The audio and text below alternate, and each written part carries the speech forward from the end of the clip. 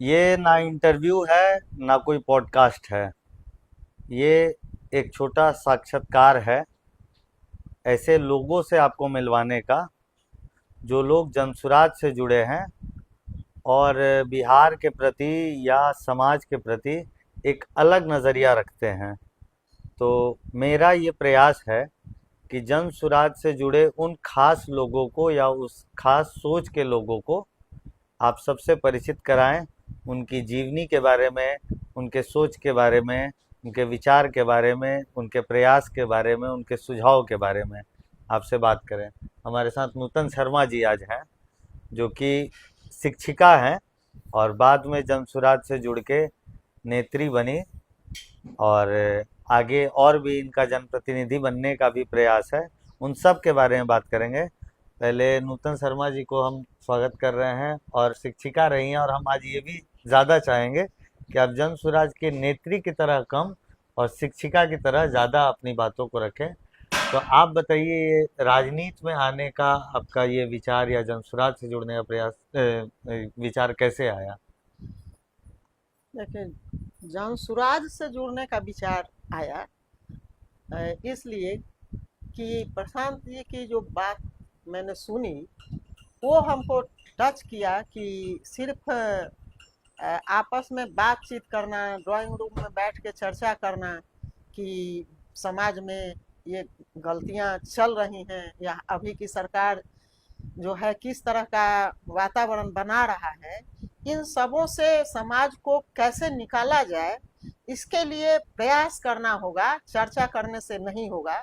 तो मुझे कहीं ना कहीं एक आशा की किरण दिखी कि शायद अब राजनीति अच्छे माहौल में हो सकेगा। इसलिए मैं जनसुराज से अच्छे राजनीति करने के लिए जुड़ी हूँ। तो अगर जब मैं करना चाहती तो पहले से और दूसरे पार्टियों से जुड़ सकती थी, लेकिन माहौल सही नहीं था और मेरे स्वभाव के अनुरूप नहीं था, इसलिए मैंने नहीं आज किया। आप ज़्यादा शिक्षिका हैं कि ज़्यादा नेत्री हैं? आपका जो ज़्यादा समय है वो किस चीज़ में इन्वेस्ट हो रहा है, और अपने आप को आप क्या ज़्यादा समझ रही हैं? मैं आज भी अपने को एक शिक्षिका के रूप में ही देख रही हूँ। हम्म। मैं जो क्षेत्र में भी जा रही हूँ हम्म। तो वहाँ भी लोगों को इस तरह से जागरूक करना चाहती हूँ कि वो किसको वोट दें उससे मतलब नहीं है, लेकिन वो अच्छे लोगों को चुन सकें, अच्छे जनप्रतिनिधि को चुन सही सकें। विषय पे वोट दें। हाँ, सही विषय पर अपने सही मुद्दे पर वोट दें और लोगों का नैतिक स्तर भी ऊपर उठे। अच्छा, एक बात आजकल बहुत ज़्यादा चल रही है। पत्रकार प्रशांत जी से पूछ रहे हैं कि भाई आपको गुस्सा बहुत आता है, और प्रशांत जी उसके जवाब में ये दो चार इंटरव्यू में लगातार कह रहे हैं कि भाई मुझे तो इस देश के एक बड़े नेता ने दिल्ली से फ़ोन किया कि प्रशांत जी आपका तो कार्यक्रम बहुत अच्छा चल रहा है, जनसुराज आगे बढ़ रहा है, इसकी चर्चा हो रही है, लेकिन आप थोड़ा मुस्कुराइए। तो प्रशांत जी ने उनको ये कहा कि सर हम तो चाह के भी नहीं मुस्कुरा सकते, क्योंकि वो बहुत झूठा लगेगा। जिस तरह की समस्या मैं समाज में जाकर देखता हूँ और रोज जमीन पे जाता हूँ, तो मुस्कुराना थोड़ा कष्ट होगा। तो मैं आपसे ये सवाल तो नहीं पूछूंगा, मैं ये पूछूंगा कि आप तो शिक्षिका हैं, आपकी तो एक प्रवृत्ति होगी थोड़ा स्ट्रांग रहने की, डांटने की, समझाने की, और जनता तो भाई थोड़ा मुलायम नेता खोजता है जो मीठी मीठी बातें करे, प्यार से बोले, उनके गलत बातों को भी इग्नोर कर दे। और मुझे लगता है कि जो आपका नेचर रहा हुआ है जीवन में, आप तो भाई कहीं कहीं डांट देती होंगी, कहीं कोई एकदम कड़क शब्दों में एकदम बोल देती होंगी। तो इसका एकदम। आपको नुकसान हो रहा है या फायदा हो रहा है, या आप इसको किस नजरिया देख रही हैं? देखिए, मैं पॉलिटिक्स करने ही इस नजरिए से नहीं आई हूँ कि हाँ। सिर्फ एमएलए बन जाऊं, मंत्री बन जाऊं। हम्म। मैं समाज को सुधारने के लिए आज सरकारी स्कूल से रिटायर करने के बाद भी मैं बीएड कॉलेज में शिक्षिका बनी हूँ, पैसा के लिए नहीं, सिर्फ इसलिए कि वह जो 100 बच्चे आते हैं ट्रेनिंग लेने के लिए, उनके नैतिक स्तर को मैं उठाऊं और वो मेरी बातों को समझ सके। लेकिन वो ये कड़क बोलने से वो लोग थोड़ा मतलब हाँ, ये ये पता नहीं है होता कि होगा, दिक्कत होता होगा ना? नहीं, स्टूडेंट को तो दिक्कत नहीं होती है क्योंकि वो समझदार होते हैं कुछ कहीं ना कहीं। लेकिन जब वो स्टूडेंट तो जब स्कूल में होते हैं तब वो स्टूडेंट है, जान रहे भाई मैडम का डांट सुनना है, लेकिन जब क्षेत्र में जाती होंगे तो आप कभी कड़क शब्द बोल दिए होंगे तो वही वो लोग आपस में चर्चा करता होगा, ये नेता बनने आई है कि डांटने आई है हम लोग को। हाँ, ये बात सही है, कुछ लोगों को तो तो बुरा आप उसमें लगता कुछ ही है। सुधार कर रही हैं या जो नेचुरल है नहीं, वही चल रहा है? नेचुरल है वही चल रहा है, सुधार उसमें ज्यादा ये है कि हाँ, समझाने के तरीके में थोड़ा सा मुलायमियत रख के समझा सकती हूँ, लेकिन नेचर आ ही गलत, जाता हाँ, होगा। गलत बात तो मैं अब उनका वोट हमको मिल जाए हाँ, इसलिए मैं बहुत अच्छे से उनसे बात करूं, नुकसान भी हो जाए तो ये बात मंजूर तो है, मैं नहीं कर सकती। नुकसान भी हो जाए पॉलिटिकल तो मंजूर है। मंजूर है। अच्छा, ये बताइए कि अभी हम आ रहे थे आप ही के घर पे, ये प्रभुनाथ नगर का इलाका है, हाँ, इतना जबरदस्त जल जमाव है और शायद साल में 8 साढ़े 8 महीना तक ये जल जमाव रहता है, मौसम वेदर कुछ भी हो। अभी सांसद जी का एक बयान आया है, बहुत वायरल चल रहा है, बिहार में ही नहीं, छपरा में ही नहीं, देश भर में। उसमें दो बातें हैं, दोनों का जवाब आप एक साथ या अलग अलग दे दीजिएगा। पहला बात है कि उन्होंने कहा कि छपरा की सड़कें देश में सबसे खूबसूरत हैं, और शिकायत वही लोग करते हैं जो छपरा में नहीं रहते हैं, कहीं बाहर रहते हैं, क्योंकि जो छपरा में रहता है वो उसकी शिकायत नहीं करता है। एक नंबर बात। और दूसरी बात उन्होंने कही कि ये जो चुनाव है ना, और ये जो सड़कें हैं, पानी है, या जो मुद्दे की बात है, वो चुनाव से 24 घंटा पहले तक, चुनाव के दिन जाति काम आता है, जाति है, तो वो खुद ही इस बात को मान भी रहे हैं कि हम भी जीते हैं समीकरण से, हमने कोई काम से नहीं जीता। ये कहने का यही मतलब। तो आप इसको किस नजरिया से देखती हैं? एक तो ये बात कि भाई सड़कें सबसे खूबसूरत बोलना, और दूसरी बात कि मान लीजिए आप समीकरण पे ही जीते, ठीक है, आप ये बात को एडमिट करें, तो एक तो ये आप खुद ही बता रहे हैं कि भाई जनता की गलती है कि मुझे समीकरण पे जीता है, पे काम पे नहीं।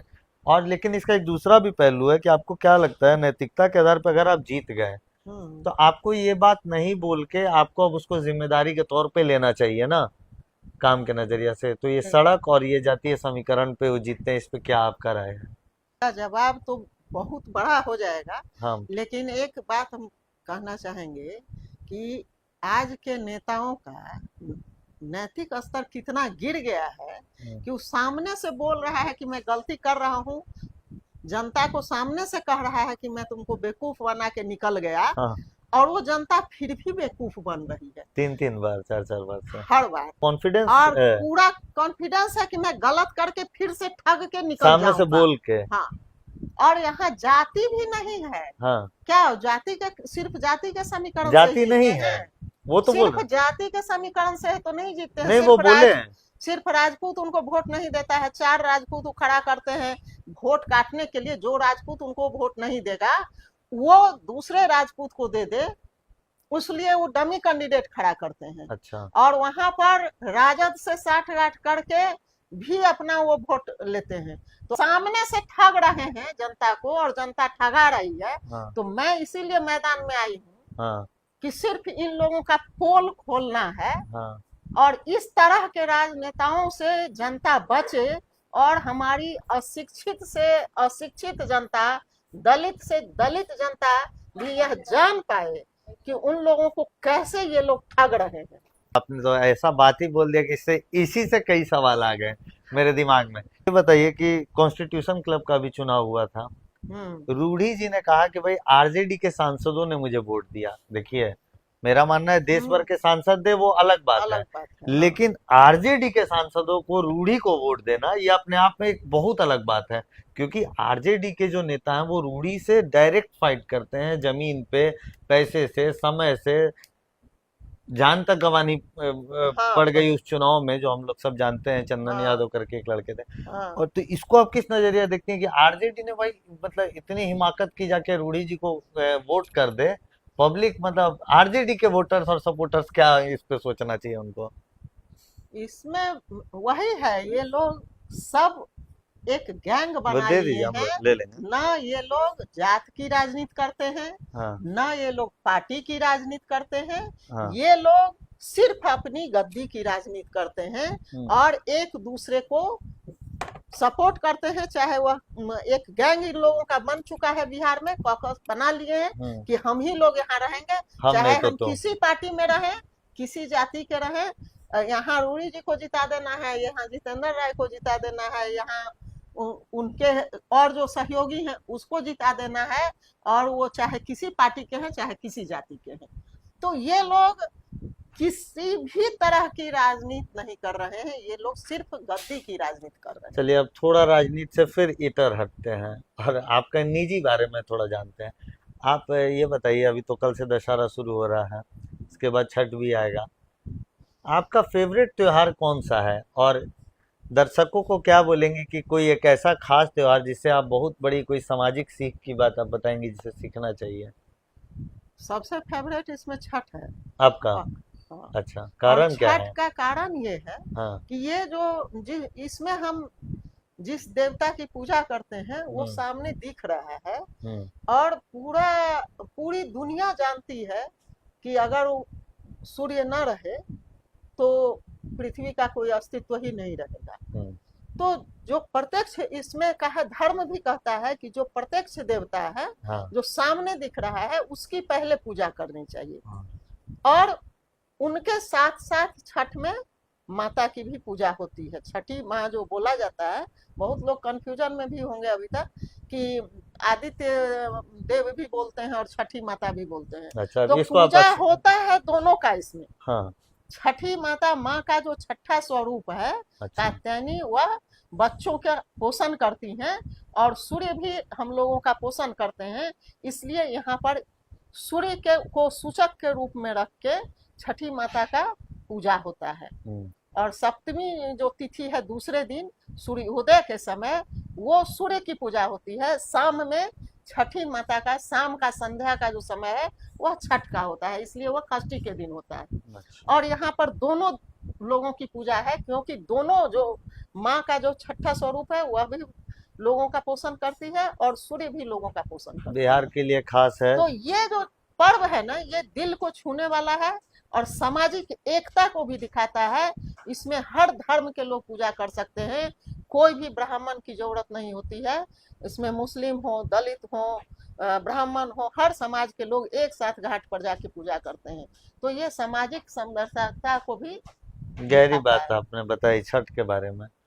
अच्छा, ये बताइए कि आपके जीवन का कोई एक बचपन में कोई ऐसा घटना हुआ हो जो आपको, जिस घटना ने सामाजिक तौर पे चीजों को देखने का नजरिया बदला हो? बचपन में तो हम लोग ऐसे माहौल में रहे। आप तो खुद राजनीतिक परिवार से आती हैं।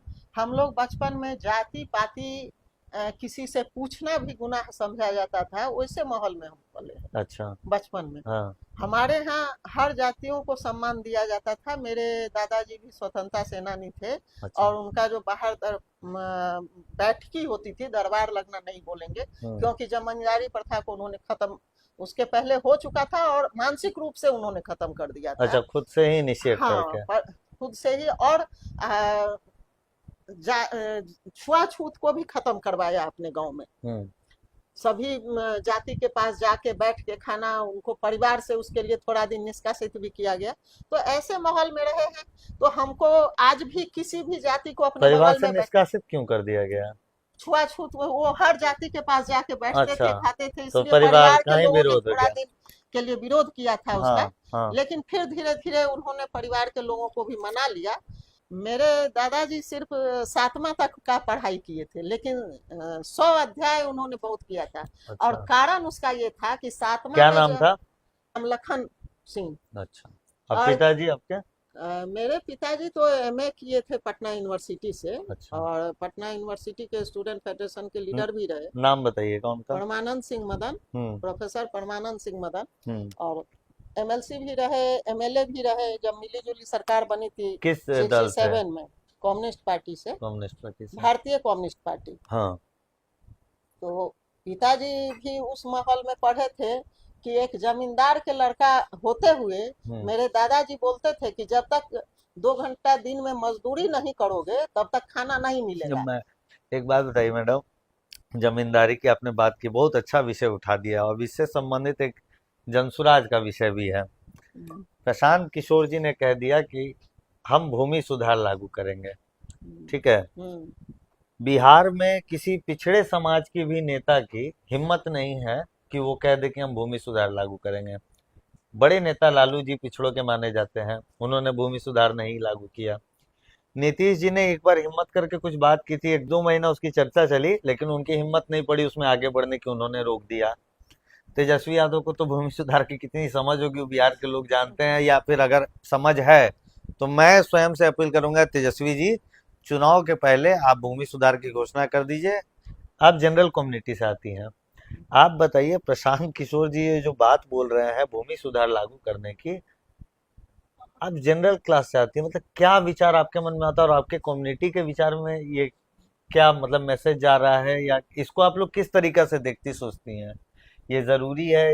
हाँ। कर्पूरी ठाकुर के हम्म। जन्मदिन का जो उत्सव पटना में हुआ था और बहुत से लोगों ने उसमें बहुत बातें रखी थी, हाँ। उसके बाद प्रशांत जी ने जो जवाब दिया था वो मुझे याद है बताइए। और मैं उस बात से सहमत हूँ कि लोग कहता है कि हाँ जमींदार लोगों ने ये किया वो किया, लेकिन आज हजारों स्कूल किसके जमीन पर चल रहा है हम्म।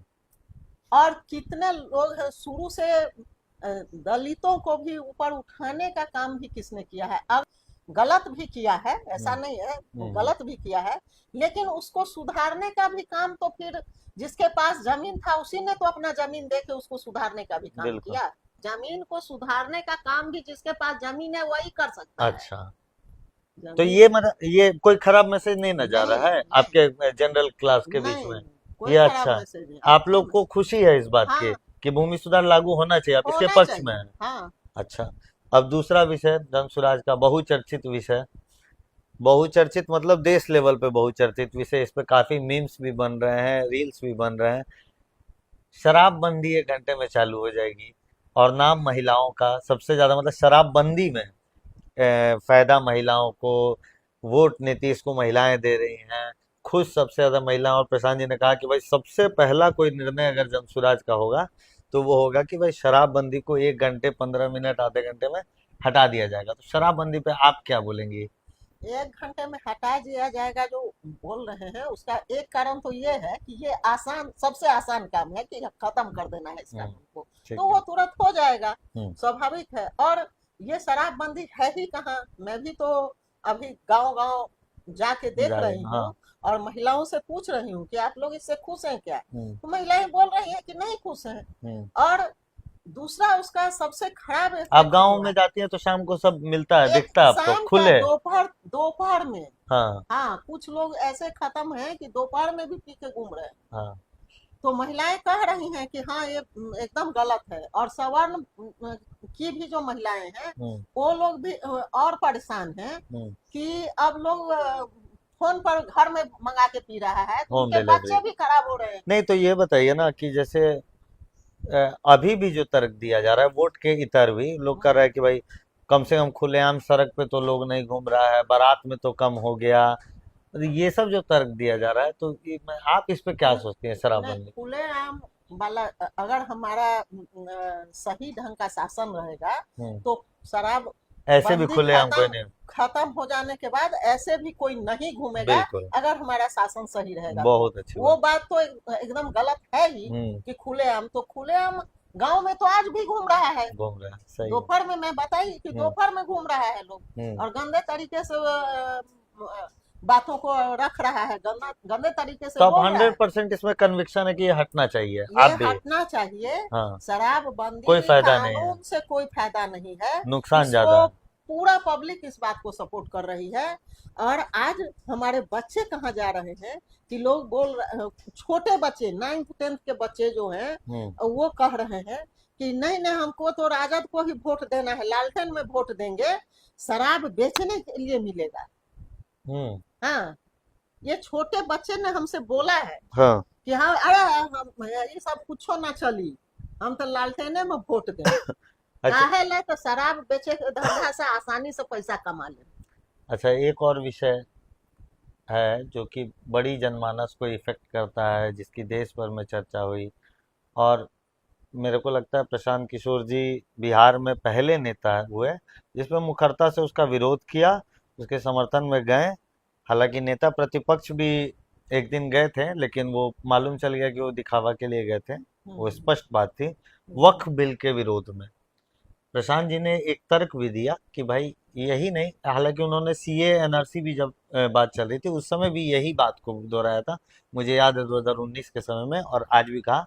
और किसान आंदोलन में भी उन्होंने कहा था कि किसान का जब बिल हुआ था उस समय भी, कि भाई देश में आप कानून बनाइए, ये तो आपको अधिकार जनता ने दिया ही है, लेकिन आप जो भी कानून बनाइए उससे जो कम्युनिटी इफेक्ट हो रही है, किसान की हो, मजदूर की हो, मुस्लिम हो, हिंदू हो, उसको आप कॉन्फिडेंस में तो लीजिए। किसान ने भी यही कहा कि भाई किसानों के लिए बिल बना रहे हो और किसान को पसंद नहीं हो बिल, तो भाई आप हाँ क्यों थोप रहे हो।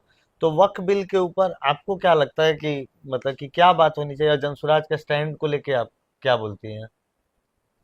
नहीं, ये बात तो सही कहा है कि जिसके लिए बिल बन रहा है हाँ। वो समुदाय उससे सहमत है कि नहीं है, उसको कॉन्फिडेंस में लेके ही कोई बिल को पास करना चाहिए। हाँ। उससे समाज में सही वातावरण बनेगा कि नहीं बनेगा, हम्म। उस समुदाय को उससे फायदा होगा कि नहीं होगा, हम्म। और उस समुदाय के साथ साथ वह पूरे समाज को किस तरह से इफेक्ट करेगा, इन सब चीजों को देखने के बाद ही कोई बिल बनाना चाहिए। हम्म। ये बात तो एकदम सही है। सही है। जब कुछ भी मन हुआ अपने राजनीतिक फायदा के लिए कोई बिल बना के समाज में डाल दिए, तो ये नहीं होना चाहिए। अच्छा, एक चीज देख रहे हैं हम लोग कि प्रशांत जी लगातार एनडीए के नेताओं का कच्चा चिट्ठा खोल रहे हैं। एनडीए का नेताओं का इसलिए खोल रहे हैं क्योंकि एनडीए के नेता ही सत्ता में है, और एनडीए के नेता अपने आप को चाल चरित्र चेहरा वाले लोग बताते हैं।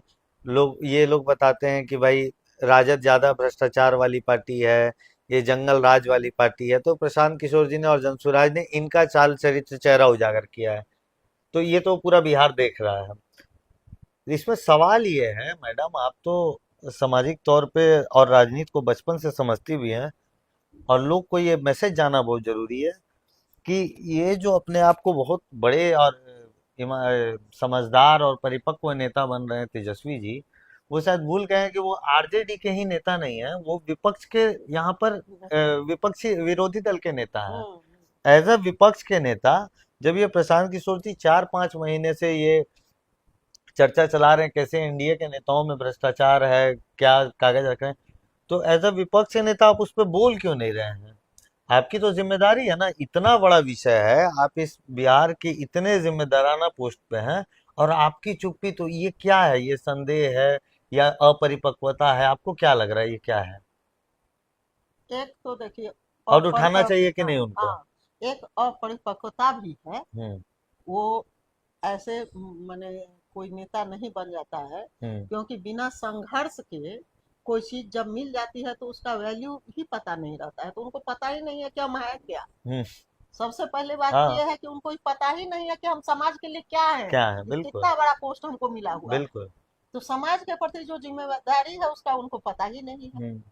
दूसरा है कि उनको लगता है कि कहीं अभी तक तो उन्हीं लोग के साथ मिलके हम भी कुछ दिन शासन किए हैं, हम्म। तो मेरा ही पोल पट्टी खुलने लगेगा। हाँ। और उनका तो सब कुछ जान ही रहा है। हाँ। लेकिन उन लोगों के बारे में देखिए, राजद के बारे में तो जंगल राज चर्चित ही है, चर्चित है। और बीजेपी वाले थोड़ा सा कंबल ओढ़ के घी पीने का जो कोशिश कर रहे थे, इसलिए प्रशांत जी उनको ज्यादा उजागर कर रहे उजागर हैं। कर रहे हैं। इसका कारण यही है हाँ। कि राजद का नेता को तो सब कोई जानता ही है कि वो और खत्म बताइए है। बिहार जैसे प्रदेश में अगर हम्म, साल भर के अंदर, 2 साल के अंदर 200 करोड़ की जमीन एक मंत्री के खिलाफ इतना बड़ा आरोप लग रहा है, हम्म, और इस पे पहले तो विपक्ष साइलेंट है, दूसरा बात है कि सत्ता पक्ष को भी अब मोदी जी, अमित शाह क्या चाल चरित्र चेहरा की बात करेंगे इस पे, और जो भाजपा को वोट देने वाले लोग हैं, तो इनको तो इस पे और विचार करना चाहिए ना। देखिए, ये लोग लोग बोलता है कि मोदी जी को कोई नहीं है, परिवारवाद नहीं करते हैं। हम्म। सबसे बड़ा जो होता है सत्ता का सुख और जयकारा का जो नशा होता है, हम्म। वो बहुत बड़ा नशा होता है। लगता है कि दुनिया मेरे ही आपको, इर्द गिर्द हाँ घूम रही है। हाँ, हाँ। तो हम अपने बच्चे को देंगे, बहुत लोग के पास परिवार है तो परिवार के लिए धन जुटा रहा है, हम्म। लेकिन वो जयकारा के नशा में डूबे हुए हैं। हम्म। वो नशा बहुत बड़ा नशा होता है, और उससे निकलना नहीं चाहते हैं, हम्म। धरातल पर आना नहीं चाहते हैं। इसलिए वो लोग उस टाइप का राजनीति करते हैं कि मेरा ही जलवा छाया रहे। चलिए, अब जन स्वराज के बारे में आखिरी 2 बात आपसे जानेंगे। पहला बात यह है कि जन सुराज को आप कितनी सीटों के तरफ अभी देख रहे हैं, कि आपका अंदाजा क्या है? आप रोज फर्श पे जमीन पे जाके लोगों से बात कर रही हैं, क्या उनकी भावना क्या है?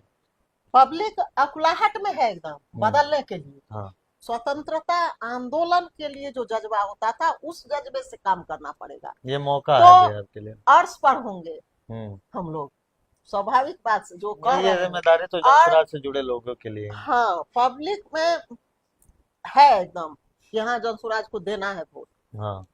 प्रधान जी जो बात कर रहे हैं कि अगर हम लोग उसको सही तरीके से नहीं ले पाएंगे तो फर्श पर जाना पड़ेगा। अगर नहीं तो उसको आप सही तरीके से इसके लिए लोगों को शिक्षित लोग, कर रहे हैं। हाँ मैं कर रही हूँ, जब कुछ खर्च भी कर रहे हैं हाँ। कि भाई कोई अगर पूरा टाइम हमारे साथ दे रहा है तो उसको खाना तो देना पड़ेगा ना। हाँ। तो वैसे लोगों को पब्लिक के पास अकेले तो हम सब जगह पहुंच नहीं सकते हैं। हाँ। कोशिश जरूर कर रहे हैं और एक शिक्षिका के रूप में उन लोगों को हम शिक्षित करते हैं कि आप क्यों जनसुराज को वोट दीजिएगा। और और एक आखिरी जो मेरा सवाल था, परिवार लाभ कार्ड को लेके, आपने अभी तक कितना कार्ड बनवा दिया? 18,000 से ऊपर ही कार्ड बन चुका है। 18,000 के ऊपर। तो ये कार्ड लेने वाले लोग क्या, मतलब उनका रिएक्शन क्या रह रहा है? देखिए कुछ लोग तो अभी तक चूंकि जो पार्टियां हैं वो लोग तो सिर्फ बांटने के लिए आता है, तो कुछ लोग उस आकर्षण में आते हैं कि कुछ बांटने आया है। ठीक है। तो अच्छा 20,000 मिली का वो टाइप से, लेकिन मैं समझाती हूँ नहीं, देखिए भुलावा में मत रहिए, ऐसे कैश आपको 20,000 नहीं मिलेगा। हम लोग ठगने के लिए तो नहीं आप आए 18,000 कार्ड बनवाए लेकिन हैं। फिर हाँ। भी जब अस्थिर से भी बताने पर लोग बनवाते हैं कि कल जनसुराज की सरकार आएगी तो बिना घूस पेच के हमको ये व्यवस्थाएं मिलेगी, ये बात मैं उनको बताती हूँ। 18,000 कार्ड बनवा रही हैं, आप सब जगह जाती हैं? लगभग। लगभग लगभग। और सबको समझाना भी पड़ता है। जैसे अब एक ही जगह 2-3 दिन बन रहा है तो एक दिन गए, हाँ। डेली नहीं वहाँ गए। तो एक ही दिन सबको इकट्ठा करके समझा देते हैं। समझाते हैं और उसमें 10 जो अच्छे लोग हैं उनको थोड़ा विशेष करके समझाते हैं और उनको कहते भी हैं कि आप अपने अगल बगल लोगों को समझाइए। ये योजना का इफेक्ट आप देख रही हैं जमीन पे? बढ़िया है इसका बढ़िया। रिएक्शन। ठीक है, अब हम इस कार्यक्रम को यहीं अंत कर रहे हैं। अंत करने के पहले बस एक बात कहेंगे कि मैडम, एक मैसेज बिहार की जनता को, छपरा की जनता को, इस जिले की जनता को आप दे दीजिए कि इस बार लोग क्या करें। मैं पूरे बिहार शिक्षिका के तौर पे। हाँ, पूरे बिहार की जनता से अपील करना चाहूंगी, और खासकर चूंकि सारण जिला से मैं हूँ और अभी मेरा कर्म क्षेत्र मढ़ौरा है, तो इन सभी जनताओं से मेरा ये अपील रहेगा कि आप लोग एक बार कम से कम समझ बूझकर अच्छे लोगों को अपना जनप्रतिनिधि बनाने की कोशिश करें, जिससे सही मायने में बिहार का समग्र विकास हो सके। और जैसे पहले बिहार था, कृषि में भी उन्नत, औद्योगिक क्षेत्र में भी उन्नत, उस तरह से फिर से हम अपने बिहार को देखना चाहते हैं। और हम अभय शर्मा जी को बुलाएंगे, इधर आइएगा 2 मिनट के लिए। आप तो लगातार सहयोग करते रहते हैं, आप भी जाते रहते हैं। हाँ हाँ बोलिए। तो आपका क्या रिएक्शन देखने को मिल रहा है पब्लिक के बीच में जनसुराज को लेके? देखिए, हमारा ये पहले तो दिख रहा है ना कि जो नेतृत्व है, चाहे जिस पार्टी का भी रहा हो, तो पहला तो उसने बड़ा सोचा समझा काम किया कि भाई आम बिहारियों को ज्ञान ही नहीं दो। अच्छा। क्योंकि उनको जो है ना शिक्षा से विलुप्त रखो तो उनको सोचने का क्षमता जो है ना वो खत्म हो जाए। ये लोगों को डाटा ही पता नहीं है कि भाई 5.5% मुसलमान के बच्चे बच्चियां ही पहुंच पा रहे हैं इंटरमीडिएट तक। और सबसे बड़ा घनघोर आश्चर्य है, जैसे मेरा सारण जिला है, तो सारण जिला में 7% ही जादव कोयरी कुर्मी के बच्चे ही इंटर तक पहुंच पा रहे हैं। और सबसे बड़ा बात यह है कि आज सिपाही बनने के लिए भी योग्यता क्या हो गया है? ग्रेजुएशन हो गया। सर बीच में आपको रोक रहे हैं, और हम तो देख रहे हैं कि जो इंटर नहीं जा पा रहा है ना, सबसे बड़ा समाजवाद वही लोग के अंदर घुस गया है। ये कहाँ से इतनी सीख आ गई नहीं है उनके नहीं, अंदर? ये समाजवाद नहीं है। हमने क्या कहा कि पहला नहीं तो नहीं, वो ज्यादा समाजवाद पे ज्ञान दे रहे नहीं हैं कि नहीं तुमको नहीं, मालूम है कुर्सी पे किसने बैठाया, तुमको मालूम है हाँ कि कहाँ हम लोग आज पहुंच गए, कि इनका दिन क्या है, उनका दिन क्या है। तो ज्ञान कहाँ से उनको ये नहीं प्राप्त हो रहा ज्ञान है? ये है कि उनको इसीलिए तो बता रहे हैं, उनको पढ़ाया नहीं जा रहा है कि पढ़ाया भैया जा रहा है। कि हाँ पढ़ाया पढ़ाई नहीं करवाया जा रहा है, पढ़ाया जा रहा है हाँ। कि भैया ये बोलो। और वैसा लोग हम देखते हैं हम्म। कि भाई हम क्या है कि नगरा के फलाना पीपर के नीचे के हम स्पेशलिस्ट बनी, हम कहाँ बनी तो हम नरहरपुर के हम स्पेशलिस्ट बनी, हम कहाँ बनी तो अबौथर के स्पेशलिस्ट बनी। हाँ तो बेचारे का जो है ना, तू कहाँ के बारा हो, तो हम जो बनू सिलहौड़ी में हमरा के सब कोई जानता, हम करुआ का जानता नहीं, हम तो सिलहौड़ी में दिन रात लोग के देखता नहीं नो, सब कोई तो घूमते बा, हम घूमता नहीं। हाँ। तो मतलब ये हुआ कि उलझा के रख दिया तो गया है। ये जन स्वराज के प्रयास से अब जागृति आई है? जागृति आया नहीं है, आया ना शुरू हुआ है। शुरू हुआ। लोग क्वेश्चन करना शुरू किए हैं।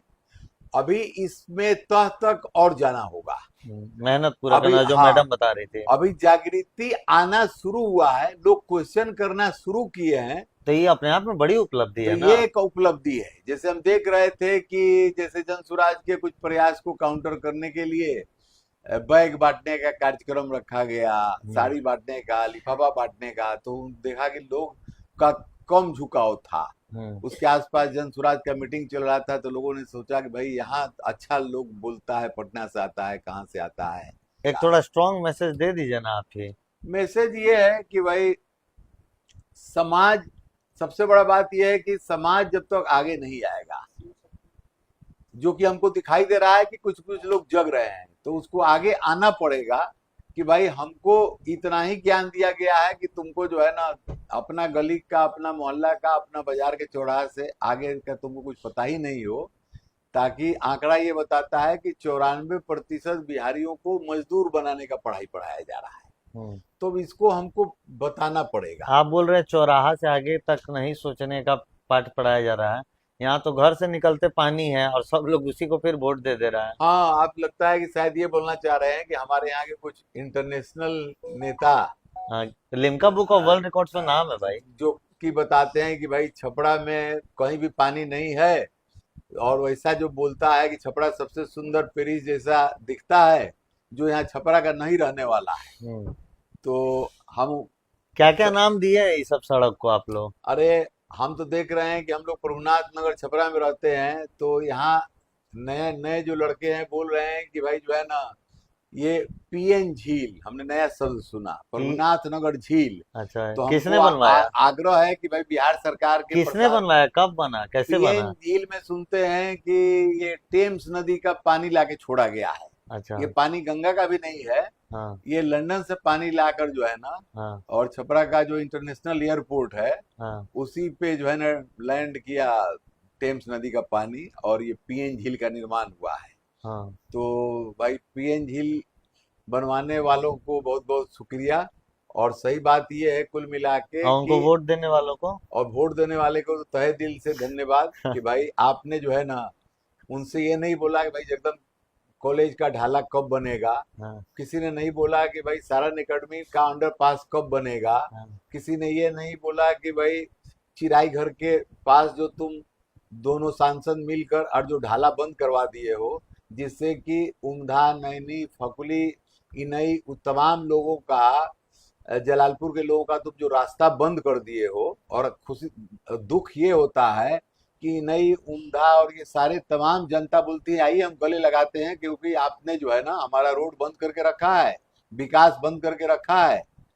और अभी सुन रहे हैं कि 15 साल बाद शायद ये भगवान बाजार हमारा जंक्शन का पिछला हिस्सा का अभी कंप्लीशन के दौर से चल रहा है। सर सुनिए ना, शिकायतें तो बहुत हैं। आप छपरा को अच्छे जानते हैं, काफ़ी समय बिताया है, बचपन से यहाँ पर बड़े बड़े लोगों के साथ रहे हैं, समाज से जुड़े लोग जो ये सब के समाधान में लगे रहे हैं कभी किसी समय में, उन सब के आपके अनुसार शॉर्ट में ये बताइए कि इसका समाधान क्या हो सकता है, और पहली प्रक्रिया, पहली कड़ी क्या है? समाधान तो सबसे बड़ा ये है कि जनता को ये अपने प्रायोरिटी में लाना पड़ेगा। पहला, जनता का सोच में जब तक बदलाव नहीं होगा तब तक हमको मिलेगा नहीं। ठीक है। एक अंतर बताते हैं कि हम लोग के जमाने में अगर बिजली का तार टूटता था तो 10 यंग लड़के अंकल हम ये लोग भी आप ही का जमाना है। हम नहीं, अब ये जमाना नहीं है। अब ये जमाना आ गया, चरस का आ गया, अफीम का आ गया, पुड़िया का आ गया, गुड़िया का आ गया। अब ड्राई वो नशा। जमाना आ गया है हाँ, कि अब के बच्चे जो है उसमें ज्यादा इन्वॉल्व कर दिए गए आपके हैं। समय में नहीं था ये सब। हमारे समझ में ये नहीं था। हम्म, अभी सुनते हैं कि भाई पहले जो है ये सब चीजें जो है वो आती थी दूसरे रूट से। अब सुनते हैं कि भारत में ये सब का प्रवेश हो रहा है पूर्वी द्वार, मतलब बर्मा के रास्ते। अच्छा। और बर्मा से जब आप दिल्ली पंजाब जाएंगे तो बीच में दुर्भाग्य ये है कि हमारा बिहार है, तो वो लोग पुड़िया जो छोड़ते हुए चले जा रहे हैं। और आप जहां भी देखेंगे कि अधिकतर जो बिल्डिंग खड़ी आ रही है ये पुड़िया नरेश लोगों का है। ये सब सूखा नशा के मैंने ये दौर बिहार में पहली बार है हाँ, ये है पहली ना। बार आया है। और सबसे बड़ा बात ये और है इसमें कि कहीं ना कहीं कारण है क्या, शराबबंदी ये लागू होना। शराबबंदी भी उसका बहुत बड़ा कारण है। हाँ। दूसरा है कि बस वो वसूली भी कारण है। हम्म, और इसमें भ्रष्टाचार, शराबबंदी, ये सब हाँ, कारण है इसका। ये चलिए चलिए, ठीक बहुत है। बहुत शुक्रिया बहुत आप धन्यवाद। आए। बहुत धन्यवाद। धन्यवाद।